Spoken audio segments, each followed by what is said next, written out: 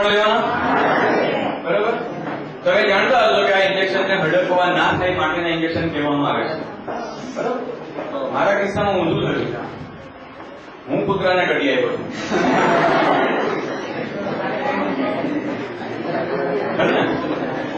મારી 52 વર્ષની ઉંમરે દીકરા જિંદગીભરની કરેલી કમાઈની પછી નિરાંતે મારી ઘરવાળીની સાથે મારા વાડીમાં હિંચકા પર બેસીને છાપું વાંચીને ચા પીવાનું છોડીને હું મારું પ્રોજેક્ટર લઈને, મારું લેપટોપ લઈને, મારી ગાડી લઈને, મારું પેટ્રોલ ભરાવીને તમારા જેવા મારા મિત્રોને મળવા માટે આવ્યો છું. કેમ? કે મને ખબર છે કે તમારામાં એક જણ મને મળવા વલસાડ નથી આવવાનો. સાચી વાત ને? તો પછી મારી જિંદગીની કરેલી બચત ના પૈસા મારે ક્યાં વાપરવા એ કોણ નક્કી કરે? હું નક્કી કરું. મારા બચાવેલા પૈસામાંથી હું દિલ્હી ફરવા જાઉં કે ખુલ્લું મનાલી ફરવા જાઉં, હિમાલય ફરવા જાઉં કે પેરિસ ફરવા જાઉં, મને કોઈ રોકવાનું હતું? પણ મને એમ લાગ્યું કે મારું પેરિસ, મારું મેલબોર્ન, મારું સિડની, મારું ઓસ્ટ્રેલિયા, મારું આફ્રિકા જે છે તે બધું અહીંયા છે. હા કે ના?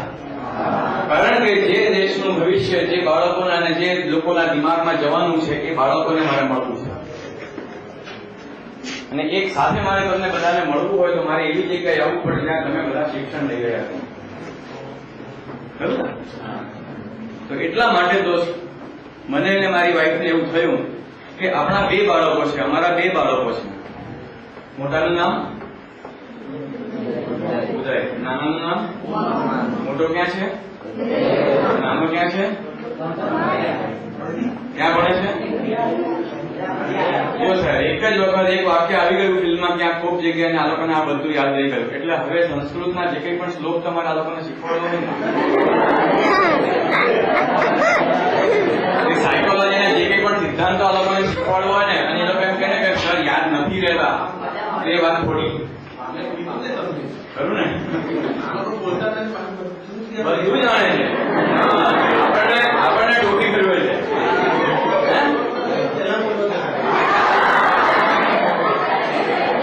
તો કહેવાનો આશય આ છે કે મને 52 વર્ષ થયા અને આજથી 36 વર્ષ પહેલા હું તમારી જેમ સ્કૂલની બેન્ચ ઉપર આવી રીતે બેઠો હતો. હું ભણતો હતો. મેં 11મા ધોરણની પરીક્ષા આપી. હું 75-75% પાસ થયો. હું મિકેનિકલ એન્જિનિયર થયો. હું ઇન્સ્ટ્રુમેન્ટેશન અને કમ્પ્યુટર એપ્લિકેશન્સની અંદર સ્પેશિયાલિસ્ટ બન્યો. મેં 27-28 વર્ષ સુધી નોકરી કરી. મેં લોકોના કામ કરી અને પગાર કમાયો, બેંકમાં પૈસા મૂક્યા. 51મા જન્મદિવસે એવું નક્કી કર્યું કે હવે નોકરી નથી કરવી. તમે કેટલા વર્ષે એવું નક્કી કરશો કે રૂપિયા નથી કમાવા? એટલે તો કમાવાનો તો ચાલો કરવા દો, ખબર ને? તમારે એ નક્કી કરવાનું કે તમારે રૂપિયા કમાવાને માટે શું કરવું પડશે. મહેનત શબ્દ બહુ લોકો બોલે છે, પણ મારે જાણવું છે કે મહેનત એટલે શું. કોઈ કહેશો મહેનત એટલે શું? હું અત્યારે તમારી સાથે વાત કરવાની મહેનત કરું છું એવું કહેવાય? તો શું કહેવાય? આ ફિલ્મ ઉતારવાની મહેનત કરે છે એવું કહેવાય? હે? તો મજૂરી કોને કહેવાય? મજૂરી કોને કહેવાય? માંડવીના ડેપો ઉપર બસમાંથી આવેલો સામાન ઉતારનાર વ્યક્તિ જે કરે છે એને મહેનત ના કહેવાય? હું તમને પૂછું છું, મને માંડવીનું ખબર નથી. માંડવીમાં મહેનત કોને કહેવાય ને મજૂરી કોને કહેવાય એ મારે તમારી પાસેથી જાણવું છે. કોઈ કહેશો મારી ગાડીમાં પંચર પડી જાય, પંચર બનાવવા માટે હું જેમ દુકાને જાઉં એ વ્યક્તિ મારી ગાડીનું પંચર રિપેર કરવા માટે જે કંઈ બી કરશે એને શું કહેવાશે? મહેનત કે મજૂરી? મજૂરી. ના, શિક્ષકો તમને ભણાવવા માટે શું કરે છે? એ કેવી રીતે? પણ મને સમજણ પાડો. મને સમજણ પાડો. મને તો એવું લાગે છે કે શિક્ષકો અહીંયા મજૂરી કરે છે.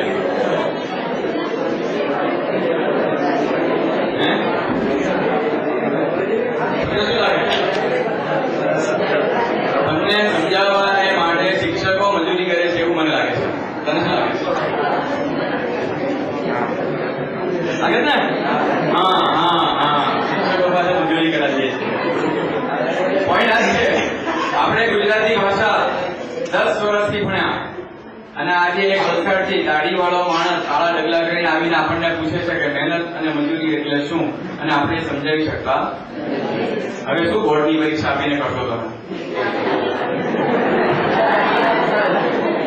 આ બે શબ્દોમાં જો હલવાઈ જતા હો તમે તો 300 માર્કના પેપરમાં શું થાય તમારું? ખરું કે ખોટું? આપણે જો મજાક કરવી હોય તો આપણે મજાક કરીએ, મને એનો વાંધો નથી. અને થોડું ગંભીરતાપૂર્વક જિંદગીની કોઈ કામની વાત શીખી લેવી હોય શીખી લઈએ, મને એનો વાંધો નથી. જે કરવું હોય તે કરવાની ઈચ્છુક છે અને એમ લાગે કે હા તો ખોટી નસ ખેંચે છે તો આપણે કાર્યક્રમ પૂરો કરવો તો પૂરો કરીએ, મને એનો વાંધો નથી. હું તમારે માટે આવ્યો છું. હા, તો આપણે મહેનત અને મજૂરીની વાત ચાલુ કરીએ. બોલો, મને કહેશો ભાઈ મહેનત એટલે શું અને મજૂરી એટલે શું, અથવા તો મહેનત કોણ કરે અને મજૂરી કોણ કરે? ચલો આપણે સવાલ કાઢીએ. મજૂરી કોણ કરે? મજૂર કરે.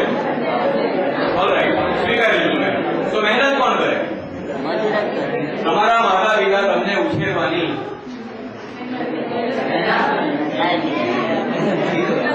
મહેનત કરે કે મજૂરી કરે છે? મહેનત કરે. તમને ઉછેરવાની મહેનત કરે છે. ઓલરાઈટ, એક્શન રીતે થોડું પરિવાર બોલો ને. મહેનત સાંભળ્યું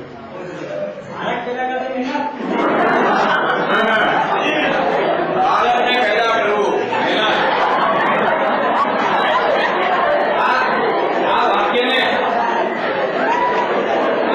વૈજ્ઞાનિક રીતે વિચારી શકાય એમ છે. આમાં આ શબ્દોમાં રહેલી બે જાતની વિચારધારા હોઈ શકે.